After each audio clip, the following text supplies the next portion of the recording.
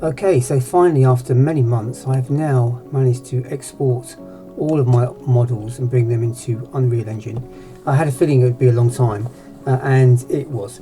I actually didn't make life easy for myself, because I decided that I would take each building and kind of break it up a little bit, but I will come to that shortly.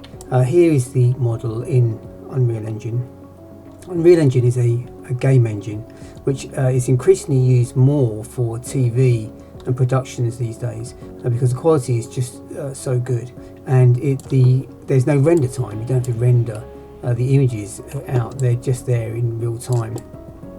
Unreal Engine 5 has these two new, well, not just two but quite a few, but two new kind of technologies that they've introduced. One is lighting technology, or whatever you would call it, for basically bouncing the light around, and it's called Lumen, and it does this great job of replicating natural bounce light without having to render at all, without having to ray trace.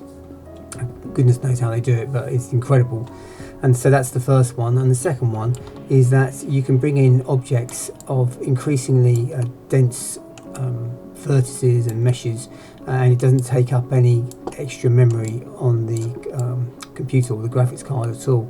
I don't know how they've done it, it's just incredible really, but it does mean that you can come into here now and I don't have to render anything.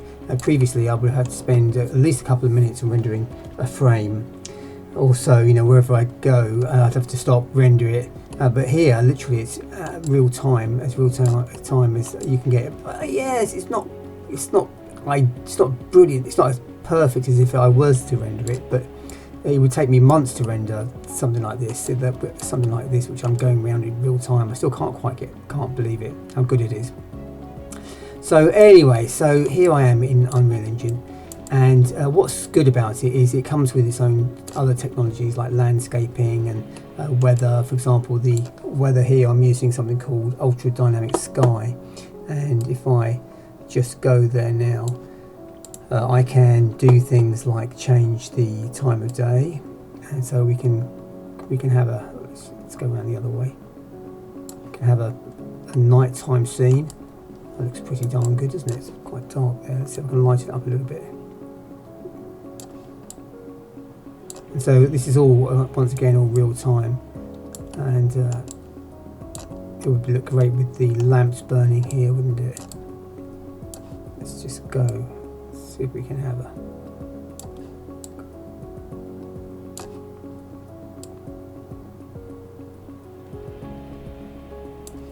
and there we go, it's kind of more of a midday.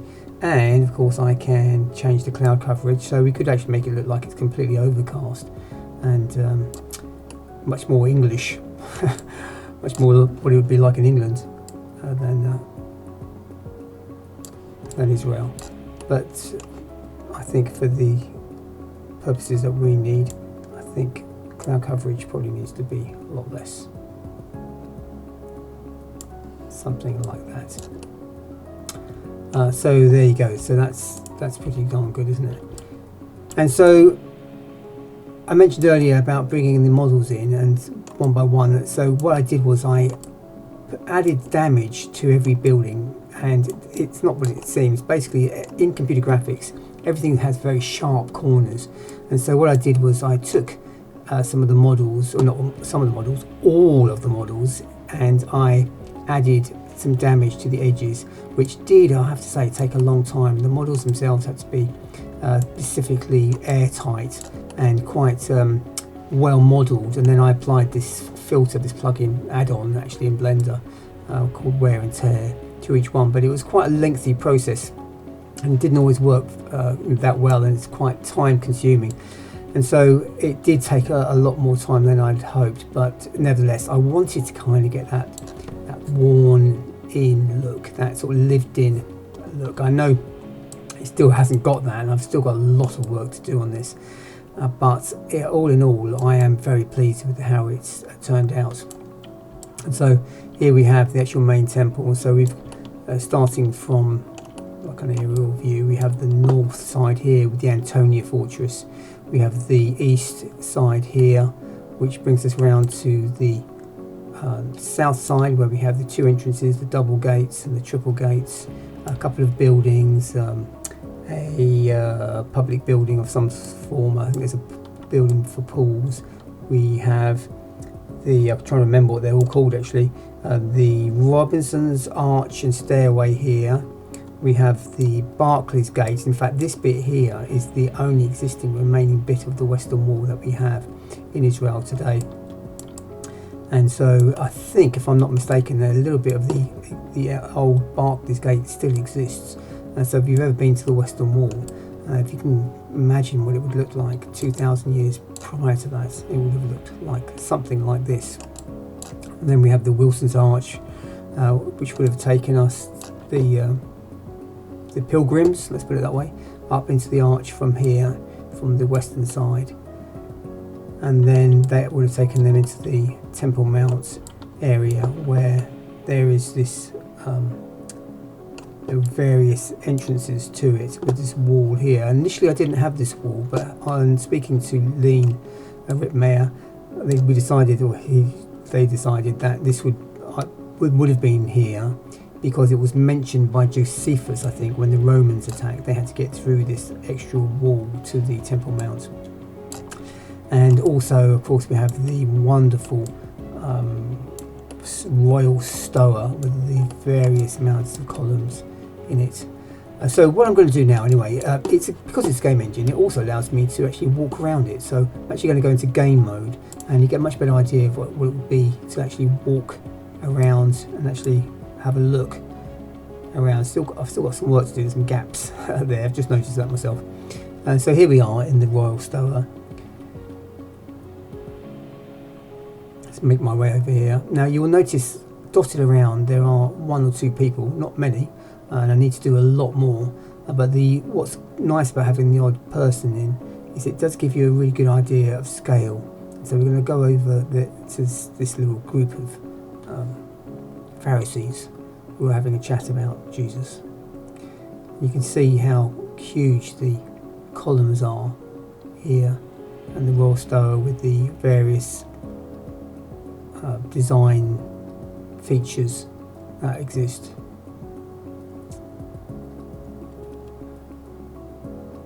And it's when you see the people and you see exactly how majestic and how huge this whole complex was. It really was a big place. And this royal stoa, if I'm not mistaken, this was where the Jesus would have turned over the tables of the sellers, you know. So each one of these columns apparently took 3 people with their arms reached out to get the circumference of each one. So there's the royal stoa. So let's go outside the temple for a moment, and let's go down one of the holder gates. I won't go around the whole temple because we could be all day, but we probably will be anyway. This one here leads us to the triple gate, and there are 3 entrances into this with these wonderful domes, patterned domes, of which I think there exists a little bit of some of those left, if I'm not mistaken. And before we go outside, we'll just have a quick look in here. This is the what's I think it's called Solomon's Stables. Ineptly named, I think. I don't think that's probably obviously not the right name for them. But once again, you can see how vast this is, and there's a man over here, a little man over here. I just placed him here really so you can get an idea of scale of this vast underground cavern here, and how big it would be, and obviously the other rooms and chambers of it, which we won't go into, and I haven't lit them. They're completely black. And this takes us out onto the eastern wall here. In fact, what I'll do is I'll just come down here and we'll look at the southern wall from the ground down the stairs.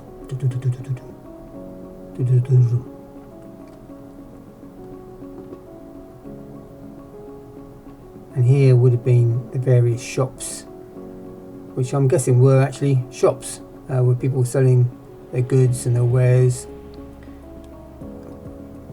I don't know an awful lot about this. I need to read up more about it, everything.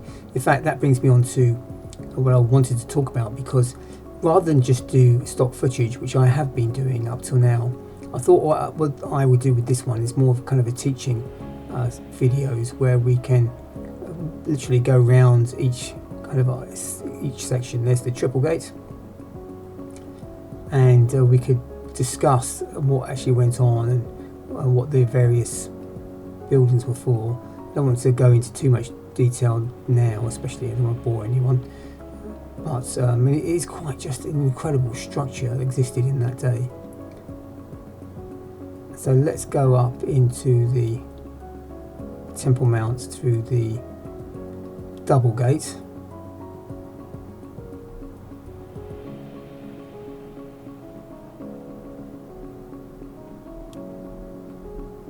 You see how the light, natural light, just bounces around here.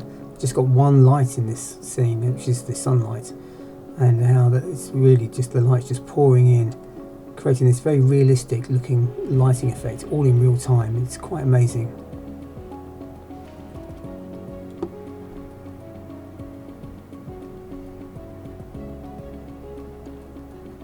And so from here we'll actually enter the temple courts, where the first thing that presents itself is this what's called the Sorig wall, which I knew nothing about, I have to say, before I started this project. And this wall goes around the perimeter of the temple courts, and there's a sign at each entrance that talks about, it says basically it's a warning to anyone who's a non-Jew, a Gentile, who they mustn't enter, mustn't go past this point on pain of, I don't know, curse, getting basically found out and stoned, or exiled, or whatever they would do to them. And so these are all the buildings, and they've all got names, and I can't remember all of the names, but we'll go through them all. But this first one here is called the Kindling Gate, and I thought I'd just go through one of the doors here, just into the actual court area. Get up there for some reason. There we go. So you can see I've just put a sign there, just a temporary sign which kind of comes on as you get close to it. And so each one of these buildings, for example this one, the Kindling Gate, I'm not quite sure what went on in these buildings. This is something I need to find out. But there are entrances to the courts from pretty much every side. And so that would be the western entrance, and we're going to go past all the different chambers. So I think this is the wood chamber, and I'll put some lights in one of them. I think it was this one here, which would be the gate of the firstlings, if I'm not mistaken. And so I've just put these. I've only put these kind of torches. I'm not even sure if this is how it would be lit right now, but I've put them in there because everything gets very dark without them, and so that's the only chamber I've put them in. And so each chamber here would have had a purpose, a name and a purpose. I'm not going to go into each one now, but this basically takes us into the actual main courtyard just in front of the temple, this awesome structure of the temple. Let's move away a little bit so I can see it a bit better. Let's go over here past the altar, the burnt offering. Let's have a good look at the temple. It's gold plated front, and while we're on the altar here, we might just have a quick look. It's a very rough looking altar because supposedly it was made with unhewn stone. I think that was the requirement, and it's obviously very bloody and lots of sacrifice taking place there, and the priest would have needed to wash somewhere to wash, and they've got the bronze lava there with the taps underneath. That doesn't look that big there, but if you see a person, I might get a better idea if I just jump down here. There's the size of a person, and you can see now that actually I'm about head height here, eye height, so you probably wouldn't have been able to see over the top, but you would be washing your hands and your feet with the taps for each one.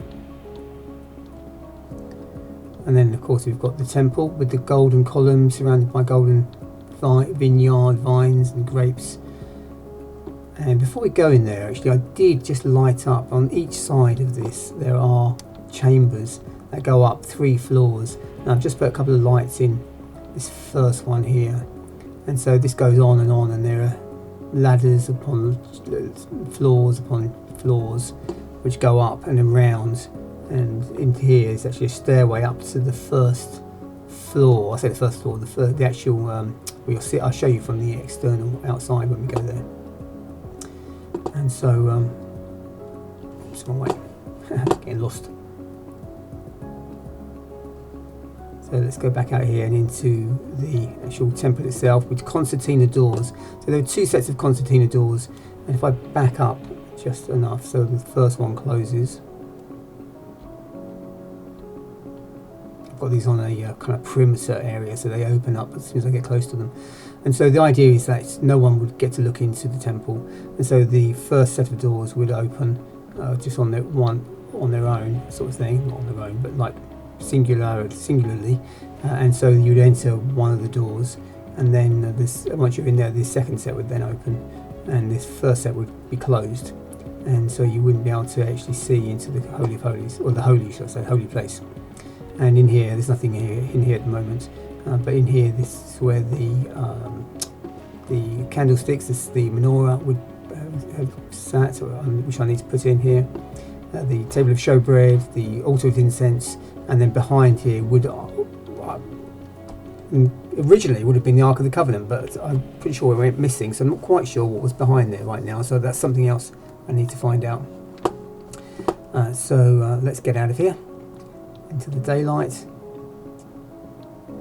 and we're almost done. I think I'm just going to go through these large doors of the Nicanor gate into the courtyard, what would be called the courtyard of the women, if I'm not mistaken.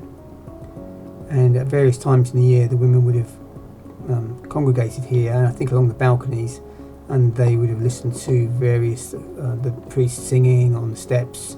They're singing the psalms, if I remember correctly. And there's once again various entrances here. We have the north gate of the east, the south gate. There are various chambers all around. Let's just go into one of the chambers and have a quick look. So, for example, this would be, I think I mentioned this one in the last video, the chamber of the woodshed. Well, we can actually go and have a look around it now. There's no wood in there at the moment, but there will be in time. I'm hoping to find out a bit more about each chamber and kind of elaborate and work out what actually is going on, so that we can have a little bit more of an in-depth discussion about it, and we can all learn, if you're interested, about the Temple Mount and what actually went on there. And so here we are, and I think that will do. Otherwise I'm just going to bore the pants off you. So what I'll do is I'll come out of game mode now, and we'll just lift up and have one more look around, and just have a quick look at the Antonia Fortress. Actually, why don't I just pop back into game mode here. Whoops, that's what happens when you're not in game mode. You can go through your objects.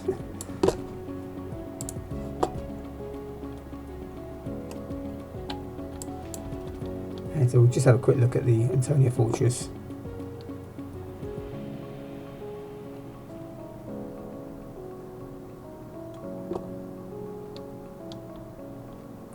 Need to put a door on here actually. And so this is where all the barracks for the troops, and I vaguely remember hearing someone say this is possibly where Jesus would have been flogged and held before he was crucified. In here,